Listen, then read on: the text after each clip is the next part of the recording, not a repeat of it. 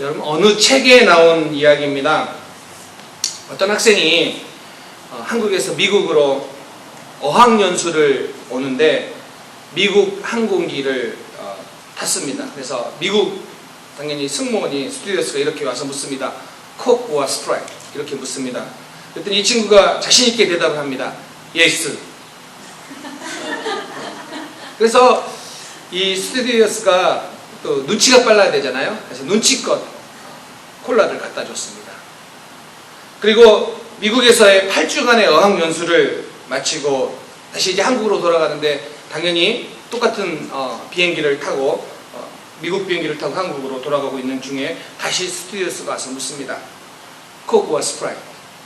그랬더니 이제 8주간 어학연수를 했기에 이번에는 좀 다르게 대답합니다. Yes.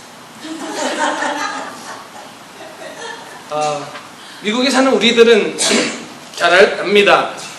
8주 정도 영어 공부를 하면 발음할 때 일부러 발음을 더 미국식답게 하기 위해서 이렇게 일부러 꼬는 그런 발음 연습을 우리가 할 수 있습니다. 그런데 그렇게 발음을 꼰다고 해서 영어를 잘하는 것은 아니라는 것입니다. 미국에 처음 와서 우리도 한국식 영어에서 벗어나기 위해서 연습을 하지 않습니까? 이렇게 굴리기 위해서. 우리 흔히 굴린다고 하잖아요. 그러다 보니까 우리 교인들 중에서 어떤 한 분이 저에게 그 이야기 해주셨습니다. 자기가 미국에 오자마자 치킨 너겟을 오더하러 가게에 들어갔는데 에이피스를 발음하기 위해서 막 꼬다 보니까 8피스 이렇게 이야기했다고. 실제로 있는 이야기인데요. 저도 이야기 듣고 얼마나 웃었는지 몰라요. 아마도 우리 모두는 이 비슷한 경험이 한 번 이상씩은 다 있을 거라고 생각합니다.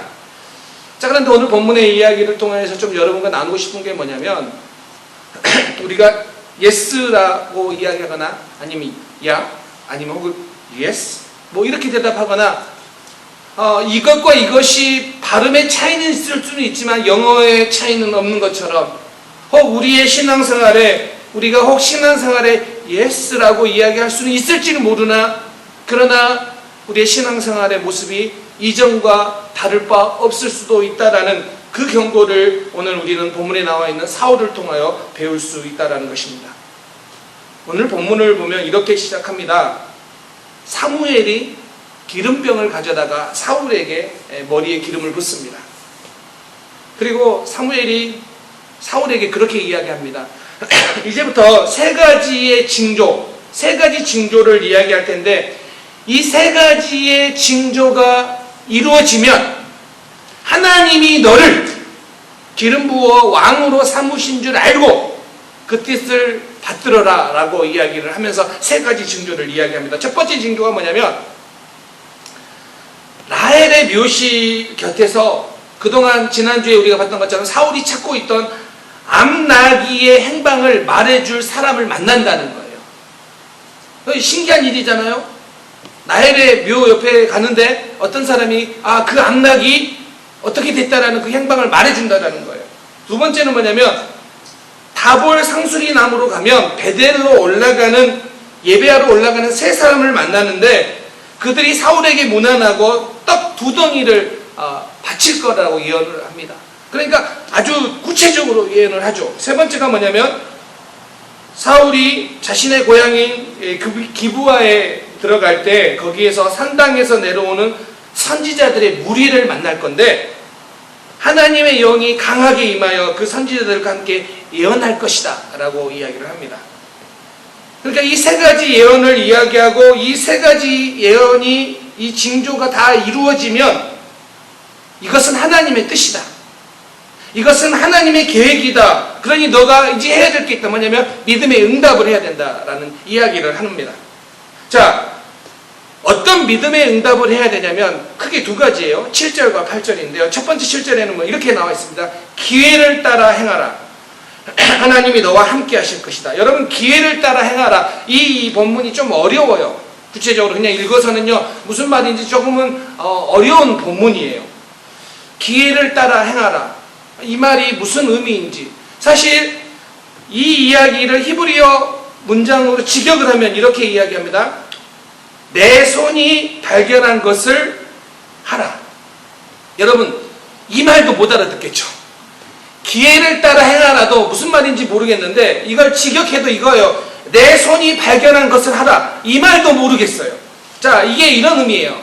내가 옳다고 생각하는 것을 주저하지 말고 하라. 이런 뉘앙스예요. 그러니까 무슨 이야기냐면 이 세 가지의 징조가 이루어지거든 왕으로서 해야 할 바를 머무르지 말고 행하라. 이런 뜻이에요. 그러니까 지금 왕으로 기름 부음을 받았으면 그 왕으로 부름받음에 대한 증명을 해내라라는 이야기예요. 자, 이게 7절의 이야기예요.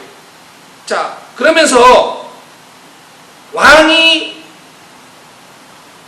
기름 부음을 받았는데 왕으로서 뭘 증명해내야 되느냐? 그게 여기 본문에 안 나와 있어요. 그러면 뭐가 믿음을 증명하는 거냐? 이게 안 나와 있는데 오늘 본문을 읽어보면 우리는 추론할 수 있어요. 자, 보세요. 5절에 보면 이렇게 성경이 기록해요. 하나님의 산에 이르더니 그곳에 블레셋 사람의 영문이 있느니라. 여러분 좀 이상하지 않아요? 하나님의 산인데 거기에 누가 있어요? 블레셋이 있다는 거예요. 말이 됩니까? 하나님의 산인데 하나님의 산에 왜 이스라엘을 괴롭히는 이방인들이 거기 주둔해 있냐고요? 이게 문제예요. 지금 사실은요 9장에서 왕을 요구할 때 왕으로 부름을 받을 때 사울에게 뭐라고 이야기했냐면 블레셋 손에서 구원하라라고 이야기했어요. 그러니까 지금 왕으로 기름 부음 받아서 뭘 증명해내야 되냐면 기름 부음 받으러 끝나는 것이 아니라 왕으로서 그가 하나님으로부터 왔음을 믿음으로 증명해내야 되는데 그게 뭐냐면 블레셋 군대가 하나님의 산에 상주하고 있는데 거기에 가서 뭐 하라고요? 싸우라고요. 그러면서 7절 말씀이 뭐라고 이야기하냐면 기회를 따라 행하라. 그러면 누가 함께 계세요? 하나님이 너와 함께 하실 것이다. 이 이야기예요. 그러니까 은혜를 받았는데 왕으로 부름을 받았는데 너가 믿음으로 가서 행하면 어떤 일이 일어난다고요? 하나님이 함께 하신다고요. 이 이야기를 사울에게 이야기를 합니다. 그리고 두 번째 명령이 뭐냐면 그 7절의 첫 번째 그 명령을 다 지켰으면 길갈로 가서 번제와 화목제를 드릴 테니까 7일 동안 기다리라는 거예요. 그러니까 믿음으로 행하고 그 일이 마쳤으면 길갈로 가서 7일 동안 기다려라. 이게 두 명령이에요. 그래서 사실은 이런 거예요. 기름 부음을 받았으면 증명을 하고, 그러니까 다시요. 사울이 기름 부음을 받았죠. 그럼 7절에서 증명을 하고 8절에서는 뭐 하냐면 확증을 하는 거예요. 사무엘이 와서 백성들 앞에서 확증을 하는 시간으로 가져야 되는 거예요. 이렇게 세 가지 단계에 걸쳐서 왕으로서의 지금 그 사명을 감당하는 모습들을 증명을 해야 되는데, 확증을 해야 되는데, 사울은 과연 이 7절과 8절의 이 말씀을 지켰을까요? 안 지켰을까요? 자, 이게 문제라는 거죠. 이 세 가지 징조가 다 이루어졌어요. 오늘 10장을 읽어보면. 그런데 사울이 사무엘의 그 권고사항을, 그 명령을 지켰냐라는 거죠. 본문은 지켰는지 안 지켰는지에 대해서 말하진 않아요. 침묵해요. 그런데 그 침묵이 사울이 지키지 않는 것처럼 보여져요. 자, 왜 그러냐? 이 7절의 명령을 지키고 나서 8절로 가야 되는데, 길갈로 가야 되는데, 이 길갈의 내용이 어디에 나오냐면요, 10장에 나오지 않고 저 뒤 13장 가야지 나와요. 무슨 이야기인지 아시겠어요? 그러면 이 7절의 말씀, 블레셋, 하나님의 산에 주둔해 있는 블레셋과 전쟁을 해야 되는데 하나님이 함께 하실 건데 그 일을, 그 명령을 지켰으면 그 다음에 길갈로 가야 되는데 이 내용이 나오지 않고 11장, 12장, 13장에 가야지 길갈에 모이는 이야기들이 나와요. 그리고 10장 후반절에 보면 제비를 뽑아요. 각 지파별로 1000명씩 모여요. 그리고 제비를 뽑았는데 베냐민 지파가 뽑혀요. 그 베냐민 지파의 가족별로 모였는데 마드리의 가족이 뽑혀요. 그리고 그 마드리의 가족 중에 누가 나오냐면 기스가 나와요. 기스.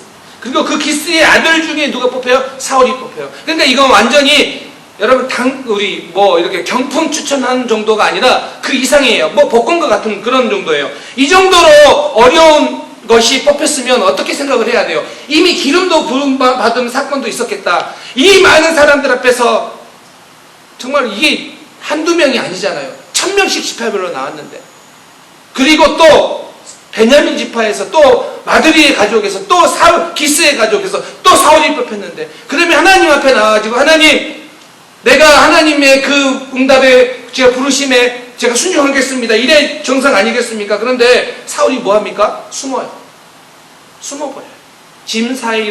짐꾸러기 사이로 숨어버린다는 거죠.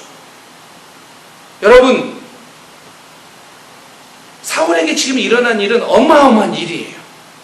어마어마한 은혜예요. 하나님이 아니고서는 나타날 수 없는 일을 2번이나 경험했어요.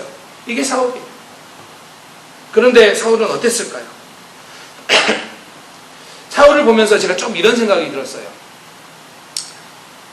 우리 캘리포니아에서 얼마 전에 백신을 맞으면 복권을 자동적으로 추첨하지 않았습니까? 여러분들은 기대를 안 하시니까 하나도 모르시는 것 같아요. 2주 동안 15명씩 10,000불씩 주고 한 명에게 150만 불을 주기로 했습니다. 제가 속으로 그런 생각을 했습니다. 150만 불은 한 명을 받기 때문에 그것까지 노리는 것은 좀 양심이 없고, 10,000불짜리 10,000불, 그거는 내가 한번 노려봐야 되겠다. 그래서 10,000불을 받으면 뭐 할까? 헌금을 일단 하고, 아내 차에 다운페이를 나머지를 좀 해야 되겠다, 그런 기특한 생각을 하고 있었습니다. 그리고 드디어 2주에 걸쳐서 이 복권이 추첨이 됐는데, 첫 번째 주에 딱 추첨이 됐는데 제 이름이 없더라고요. 우리 집이 4명이잖아요. 4명이 다 돼야 되는데 1명도 없더라고요. 2번째 또 기다렸어요. 연락이 왔을 거야, 안 왔을까요?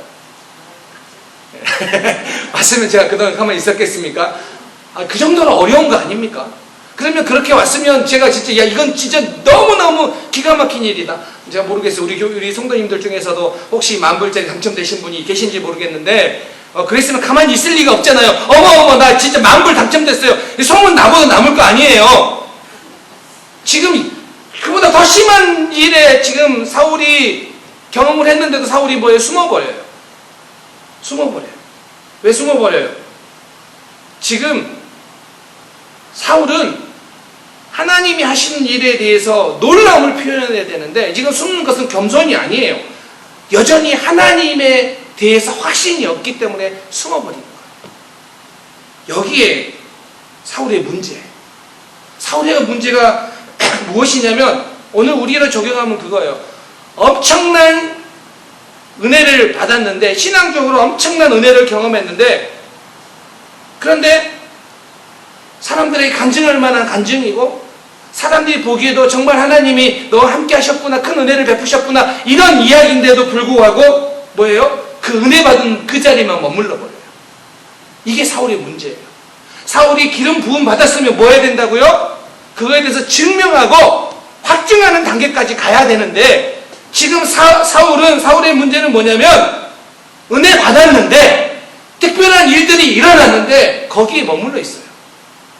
오늘날 현대 교인들이 많이 보이는 실수가 이 사울의 실수예요.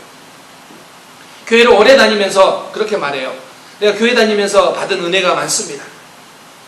그리고 간증을 하자면 할 것도 많습니다. 그런데 이 은혜도 받았는데 간증할 것도 많은데 여기에만 머물러 있으니까 뭐가 없어요? 증명하지 않으니까 뭐가 없어요? 열매가 없는 거예요. 이게 문제라는 거예요. 지금 사울의 문제는 은혜가 없는 게 문제가 아니에요. 하나님께 기름 부음 받지 못한 게 문제가 아니에요. 받았는데, 은혜를 받았는데, 특별한 경험을 했는데 삶의 증명이 되지 않으니까 열매가 나타나지 않는다는 거예요. 여러분, 오늘 우리가 살아가면서 우리의 영적인 깨달음, 또 우리가 이 땅에 살아가면서 받은 은혜들, 근데 그것이 삶에서 증명이 되지 않으면 여기에만 머무르면 뭐가 문제인지 아십니까? 이것은요, 우리의 자랑거리로 전락할 가능성이 높아요. 나 그런 은혜 받았습니다. 나 그런 간증이 있습니다.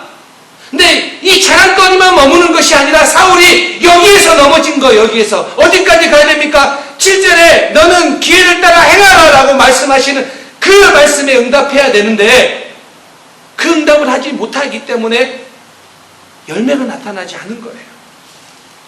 그러면 다시요, 우리의 삶에 적용해 보면 여러분들이 교회 와서 예배드리면서 또 여러분들이 말씀을 공부하고 여러분들이 찬양을 하고 여러분들이 인생을 살아가면서 수많은 은혜를 받으면 그 다음에 뭐 해야 됩니까? 그 은혜 받음이 여러분의 삶에서 증명되어야 됩니다.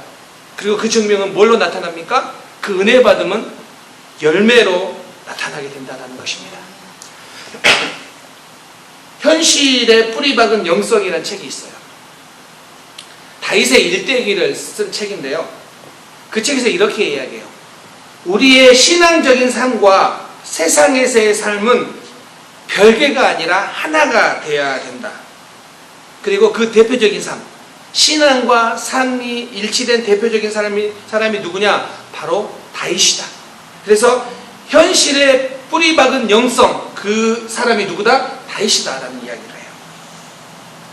사무엘상 17장에 가면 블레셋 장수 골리앗이 나타나요.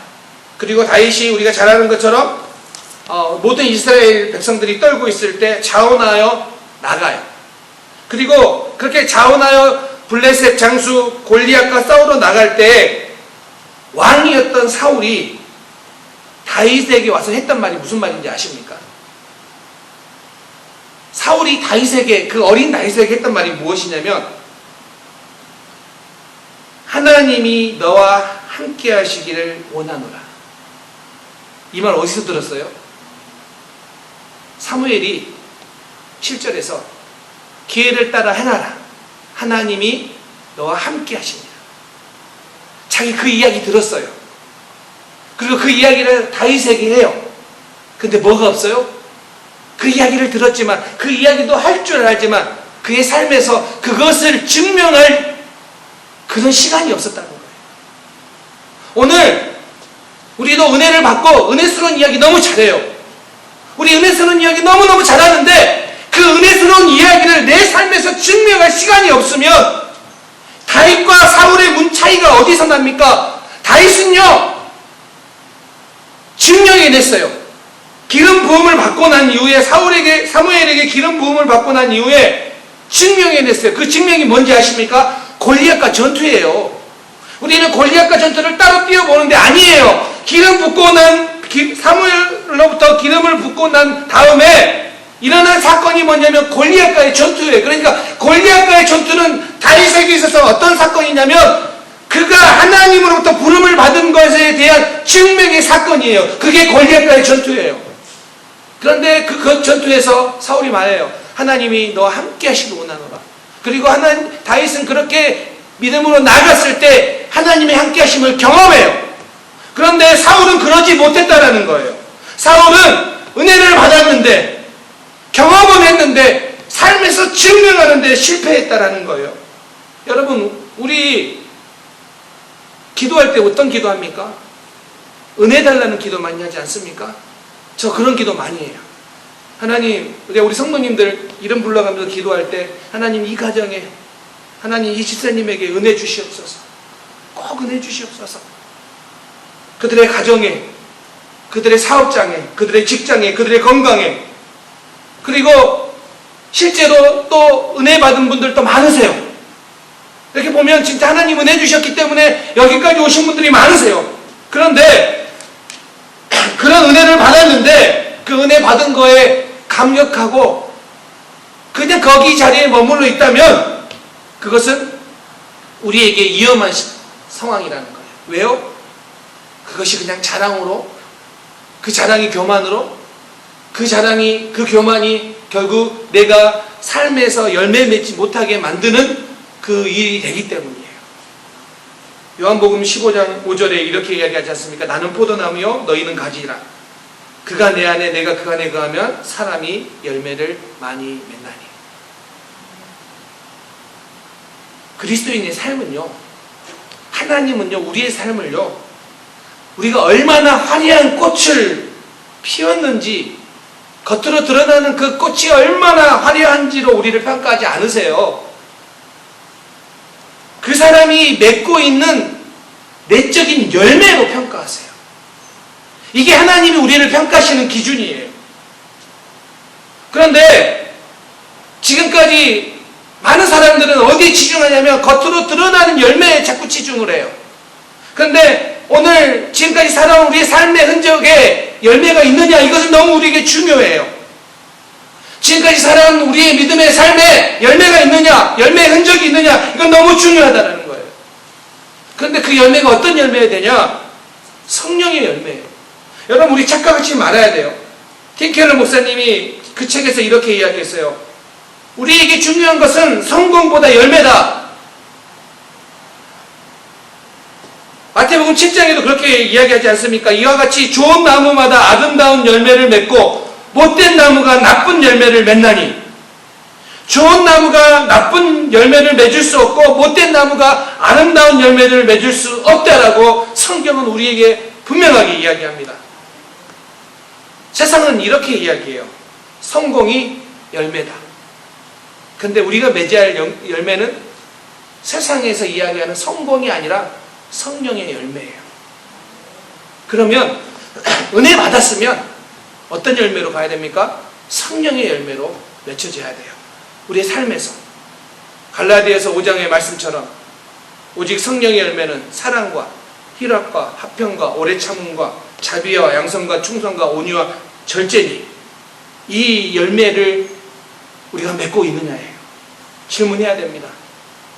여러분, 교회 와서 어떤 열매를 맺고 있는지. 2021년이 지금 7월달이 되었어요. 6개월 지났습니다. 벌써 6개월이 지나서 후반기가 시작됐어요. 여러분, 2021년에 어떤 열매를 맺었습니까? 2020년과 어떻게 다른 열매를 맺어가고 있습니까? 예수 믿은 지 오래되었는데, 우리 점검해야 될 건 뭐예요? 그러면 예수 믿은 지 오래되었는데 나에게 열매가 있느냐? 이 사랑의 열매가 있느냐? 이 희락의 열매가 있느냐? 이 화평의 열매가 있느냐? 이 질문을 해야 된다는 거예요. 여러분, 다시 한번 여러분이 묻고 싶습니다. 여러분 가운데 사랑의 열매가 있으십니까? 희락의 열매가 있으십니까? 어떤 목사님이 이런 이야기를 하더라고요.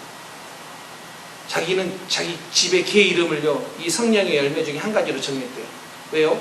안 되니까 그 개 이름을 부르면서라도 내가 이 열매를 기억하려고. 여러분, 우리 성도님들 강아지 사시면 이 성령의 9가지 열매 중에 내가 제일 안 되는 걸로 정하세요. 그래서 강아지 이름이 사랑이면 사랑아 이리와 이리와 할 때마다 나에게 사랑이 부족하구나 라는 것을 깨달고, 희라가 이렇게 올 때마다, 화평아 이렇게 개 이름을 지을 때마다, 오래 참음은 이름이 너무 기니까 참음아 이리와 하면서 나에게 정말 열매가 있는지 점검하시기 바랍니다. 이것이 오늘 은혜 받은 자들이 마땅히 나타내야 될 삶의 모습이고 열매일 줄 믿습니다. 여러분, 파이어족이라는 이야기를 들어보셨습니까? 1990년대 미국에서 시작되어서 2008년 금융위기 이후에 확산이 되었는데, 젊은 사람들 중에 고학력, 고소득 계층의 사람들에게 유행하는 족인데요. 미국에서 시작됐는데 이거예요. 30대 말이나 40대 초에 은퇴를 하기 위해서. 그래서 30대 말이나 40대 초에 은퇴해서 경제적으로 여유롭게 살기 위해서 20대부터 저축을 하는데 50% 내지는 70%를 저축한다는 거예요. 그래서 짧은 시간 내에 많이 저축하기 위해서 쓰지도 않고 아무것도 하지 않고 그렇게 산다는 거예요. 그런데 여러분, 그거 아세요? 미국의 은퇴자들이 꿈꾸는 삶이 어떤 삶인지 아세요? 미국의 은퇴자들이 꿈꾸는 최고의 꿈이 뭐냐면, 은퇴하고 플로리다에 가서 플로리다의 그 비치에서 보트를 타고 또 거기에 골프를 치고 그 해변가를 거닐다가 조개 껍질을 모으는 거예요. 미국 은퇴자들이 꿈꾸는 은퇴자의 삶이에요. 그래서 이것을 뭐라고 이야기하냐면 아메리칸 드림이 이런 거예요. 미국의 은퇴자들이 그걸 다 원해요. 그런데 여러분, 우리 분명히 기억해야 돼요. 하나님 앞에 우리의 인생을 정산할 때 여러분 뭐라고 이야기하시겠습니까? 하나님, 저 은퇴하고 조개 껍질 모았습니다. 한번 보실래요? 이게 우리의 자랑이라면, 이것이 우리의 결산이라면 우리는 너무 비참한 삶을 살고 있다는 거예요. 여러분, 우리가 예수를 믿은 지 30년, 40년, 아니 예수를 믿기 시작했는데 우리에게 조개 껍질은 있는데 열매가 없다면, 이 성령의 열매가 없다면 우리는 너무 비참한 인생을 살고 있다는 것입니다. 찰스 토마스 스터드가 이런 이야기를 했습니다. 한 번뿐인 인생 속히 지나가리라. 오직 그리스도를 위한 일만 영원하리라. 다시요. 한 번뿐인 인생 속히 지나가리라. 오직 그리스도를 위한 일만 영원하리라. 저는요, 이 앞에 부분에 너무 공감해요. 한 번뿐인 인생 속히 지나가리라. 어느덧 시간이 많이 지나서 나이가 많이 먹었어요. 여기까지는 내가 인생으로 경험해봤어요. 그래서 제가 말할 수 있어요. 진짜 인생은 빨리 간다. 그런데 오직 그리스도를 위한 일만 영원하리라. 하나님 앞에 가서 결산할 텐데 뭐만 영원한다고요? 그리스도를 위한 일만 영원한다고요. 우리는 바로 이 일을 남겨두고 있어요.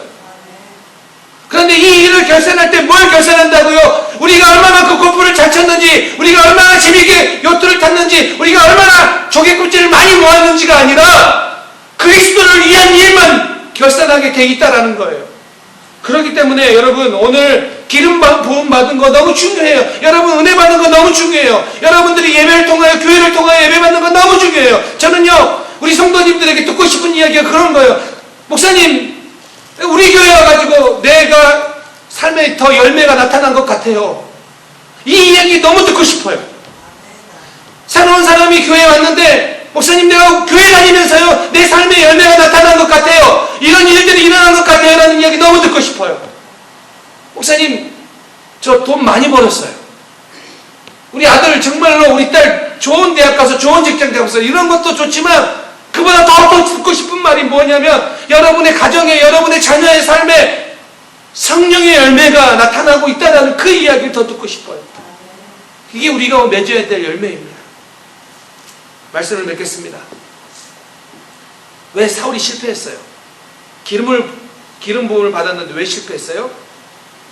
하나님보다 현실의 블레셋이 더 두려웠기 때문에 그 일을 한나간이 못한 거예요. 우리가 은혜를 받고 내가 현실에서 이렇게 헌신하면, 이렇게 살면 손해볼 거야 라는 그 현실의 두려움이 있다면 우리는 사울과 다를 바가 없다라는 거예요. 고린도후서 13장 5절 말씀. 너희는 믿음 안에 있는가 너희 자신을 시험하고 너희 자신을 확증하라. 예수 그리스도께서 너희 안에 계신 줄을 너희가 스스로 알지 못하느냐? 그렇지 않으면 너희는 버림받은 자니라. 은혜를 받았다면, 간증이 있다면 삶에서 열매를 맺으시는 우리 성도님들 되시길 주님의 이름으로 축원합니다. 그 열매가 여러분의 삶뿐만 아니라 우리 공동체에게도 확증되어지는 그런 역사가 일어나기를 주님의 이름으로 축원합니다. 기도하겠습니다. 우리 같이 함께 기도할까요?